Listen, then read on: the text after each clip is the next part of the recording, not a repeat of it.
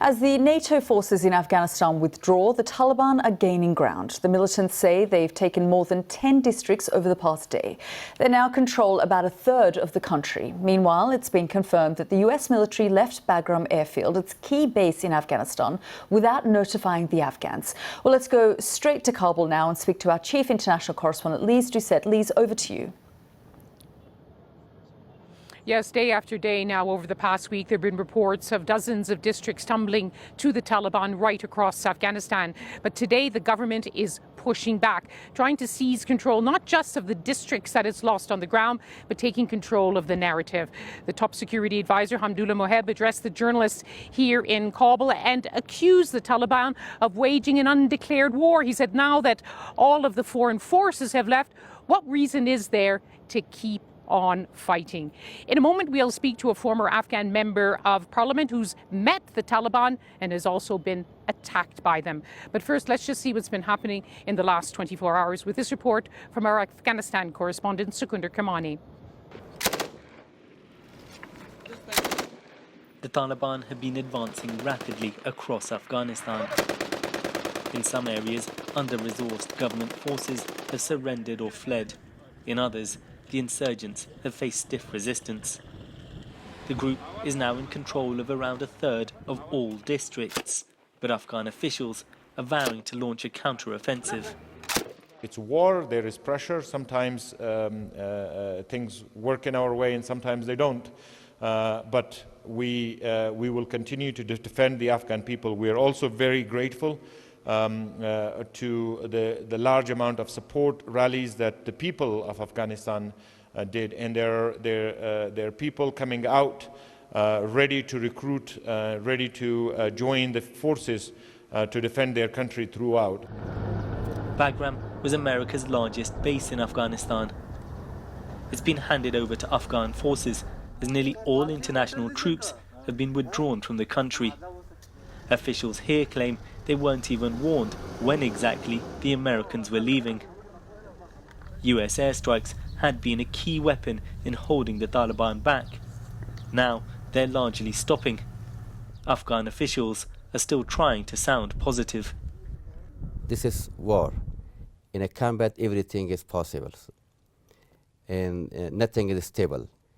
But the point, the main point is the people or the government goal is mentally they don't want Taliban, physically they don't want Taliban, from the religious type they don't want the Taliban.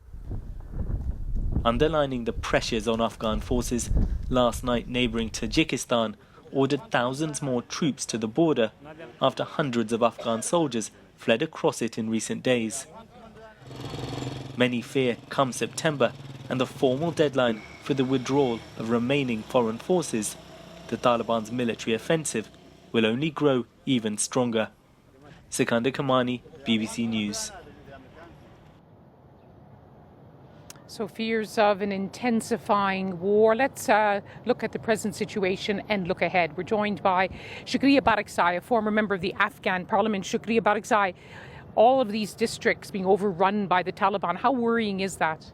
It's a very worrying message for the people of Afghanistan and plus for the international community that the terrorist group with the name of Taliban are taking and regaining power in Afghanistan. It's also, I can say, shame on our government because they are not really ready to put themselves in a correct position. Being a defensive idol, it's the weakest position they are taking these days. You don't have confidence in them? You used to head the Parliamentary Committee on Defence. Yes, I was head of Defence Committee. And that's why I know the capacity, capability, and moral of Afghan soldiers. They're brave, they're well-trained, and they're well-equipped. But that's important with a poor leadership. We are throwing on the ocean all those capacity which has been made during the 20 years. Now, you call the Taliban terrorists, of course, but they are Afghan. They say they've changed. They say they want a peaceful solution in Afghanistan. You've had discussions with them. Do you believe them? I had a discussion with them, and when I say terrorist, I could not find a better name for the people where they're killing innocent people in Afghanistan. They're attacking on school, universities, mosques. How I can call them, they're good people. When it comes to change, I wish they will be changed.